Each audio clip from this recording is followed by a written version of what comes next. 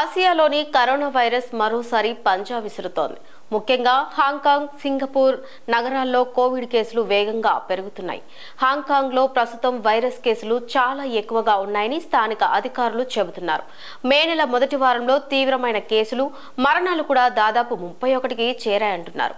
గత 2 ఏళ్లలో చూసినంత తీవ్ర స్థాయిలో ప్రస్తుత వ్యాప్తి లేనప్పటికీ మురుగునీటిలో పెరుగుతున్న వైరల్ లోడ్, కోవిడ్ సంబంధిత వైద్య సంప్రదింపులు, ఆసుపత్రులలో చేరికలు వంటివి ఆందోళన కలిగిస్తున్నాయి. సింగపూర్ కూడా కోవిడ్ విషయంలో అప్రమత్తమైంది. గత నెలతో పోలిస్తే కేసుల సంఖ్య 28% పెరిగి 14,200కు చేరింది. రోజువారీ ఆసుపత్రి చేరికలు కూడా సుమారు 30% పెరిగాయి.